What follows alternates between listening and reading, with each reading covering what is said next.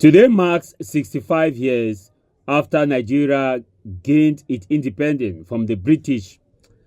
Colonized by the British, Nigeria on 1st of October 1960 had her independence. And 1 year after, the Southern Cameroon was granted independence by joining the Republic of Cameroon. Nigeria, after it regained its independence in 1960, 7 years later, she faced an acrimonious civil war. The story of Nigeria has been so painful from independence till date, where ordinary Nigerians can hardly reap the dividends of independence. At the time when the British controlled Nigeria under the policy of indirect rule, which was a policy drafted by Lord Lugar, titled the Dual Mandate of British Tropical Africa. When that policy was laid down in Nigeria, it however gave Nigerian chiefs the power to administer their people under the supervision of the British. Even at that, it empowers the kings and chiefs, and the common citizens of Nigeria could not actually reap the dividend of becoming of being Nigerians. As time will have it, many had prayed that the British will virtually or eventually leave Nigeria. And there comes the 1960, when pressure mounted following the Jaja of Opobo resistance and several resistance that were put forth by different ethnic groups in Nigeria to make sure that the British actually leave their country and give them the power where they will actually have full control of their resources and be able to enjoy what God has given them. When they fought under the League of Nations, Nigeria was granted its independence, and that independence was on the 1st of October 1960. However, the British did not leave Nigeria alone. With Nigeria, they saw that Nigeria will become a rising nation, a nation that will outsmart all the Western nations at the time based on the available natural resources. They decided to use the gullible Nigerians who are so greedy to actually bring down their nation at birth and put the nation on its path that it still feels the pain today. By this, what did they do?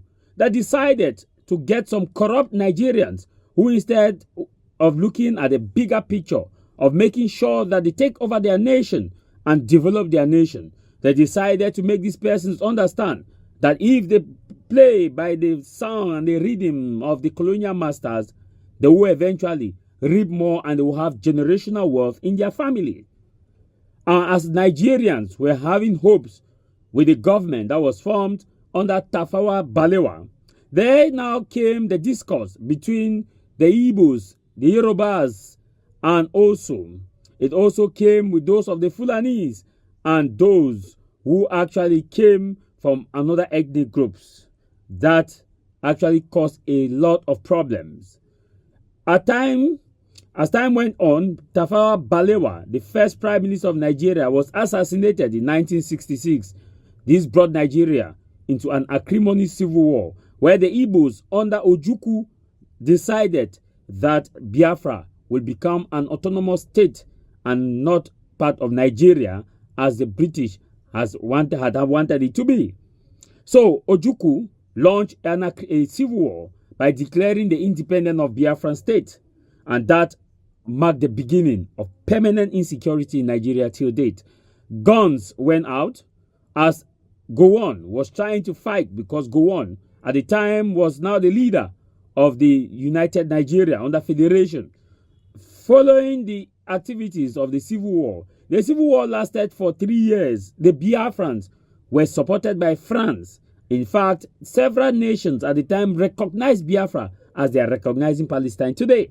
However, the fighting was ongoing. These same nations actually played a double standard. While sponsoring Biafra, they were also sponsoring Gowon. At the end of the day, Biafra lost the war due to starvation because blockade was imposed and food could not enter into the region. So Gowon actually won the war by Ojukwu surrendering to sign a peace deal, and that marked the beginning of a new chapter of elites who started stealing from Nigeria's wealth. Now, fast forward, after the Civil War, Nigeria never became Nigeria again. Guns had gone out. People had been used to war culture. Families have lost their loved ones. People have died of starvation. Some are missing. Reconciliation that was supposed to be at its peak were politicized. Those who came for reconciliation, instead of also looking at the national interest, they started looking at personal interest. And they came, the Kaduna Mafia, which came into existence. And all of this, therefore, Nigeria started bleeding. And if today Nigeria is facing insecurity, it's because of the corrupt politicians who are using guns and using their power to create caliphate such that they will continue to remain relevant and steal from the excessive wealth of Nigeria and plunge the ordinary Nigerians into a position that they can only say, "Oh God, give us this day our daily bread." The common cry of any Nigerian from Lagos to Osun, right out to Ibadan, moving down to Kaduna, up the state of Abuja, you move all through Nigeria. The common man only have one prayer point: give us this day our daily bread. Those who are working in private sector, their take-home package cannot even take them halfway home for them to trek.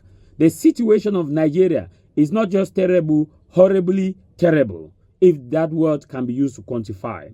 Presidents have come and gone. Some have tried to create an impact into trying to balance between those who actually claim they own the Nigeria and those who say power belongs to them.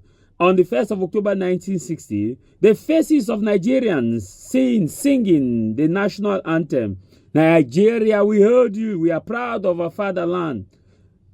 They knew that the time has come that they will control their resources, but little did they know that it was just going to be a transfer of authority from one tyrannic people, that is the British, to the worst form of tyrants of the leaders that Nigeria have today. How do we explain that 65 years after Nigeria had its independence, insecurity is all-time high? How do you explain that 65 years after Nigeria had its independence, they cannot boast of stable electricity? Electricity in Nigeria is a luxury because some people deem it that Nigeria should not have electricity. If they have electricity, what becomes of their generator businesses? They have generator businesses. If Nigeria is peaceful and stable, what becomes of their position whereby they will no longer be hiding under the guise of discussing ways to resolve insecurity, such that they are giving money on fighting against insecurity in Nigeria? If Nigeria economy prosper, how will some of them be seen? Because now they are moving with bigger cars and vehicles, priding themselves as local government chairmen, senators and directors. If Nigeria economy is booming, they will not have that luxury to be worshipped in their respective community, to be given titles like Ige Kenga 1, Abaramo 1, Eze Gudugudu 1. The culture of civilization where everybody has that worshiping will no longer be there. And that is why these few privileged have kidnapped and they have now held Nigeria hostage. Nigeria at 65 is under hostage from the privileged few who are just there to actually loot the economy. How will you explain that snake in Nigeria will consume billions of dollars? That termite will consume billions of dollars? How do you explain the fact that Nigerian minister Nyesom Wike will have houses bought in America for $2 million plus dollars, not naira? If you divide his entire salary, add all the entire salary plus benefits, it will not amount to the number of castles that he has in and out of Nigeria. When we look at Nigeria at 65, one can only ask God, when and how will the people be emancipated? The time has come for ordinary Nigerians to understand that only them has the power to remove the corrupt leaders. At 65, Nigeria is hostage. But how long will they continue to stay under hostage? Peter Obi tried, and he was actually matched and smashed during the 2022 presidential election. But well, as it is said in the previous anthem, that "Arise, O compatriot, O Nigeria obey, to save our fatherland with love and peace and unity." I ask the question, when will Nigeria compatriot arise? When will Nigeria compatriots obey to save their fatherland? Were they just singing the anthem or the rendition, just to please the privileged few? At the end of the day, some will say, are you a Nigerian? Why are you poking your nose on Nigerian affair? Before the Bala syndrome, those who are benefiting from a town hall system different from Bala come to the comment section and start ranting. One thing must be clear, that you all will give an account. The day shall come. I know you shall say, when that day comes, it will be a day on its own. But Nigeria will survive. The hostage you have placed Nigeria. There will come a time when what happened in Nepal will happen in Nigeria. This is my monologue. Tah Chavez.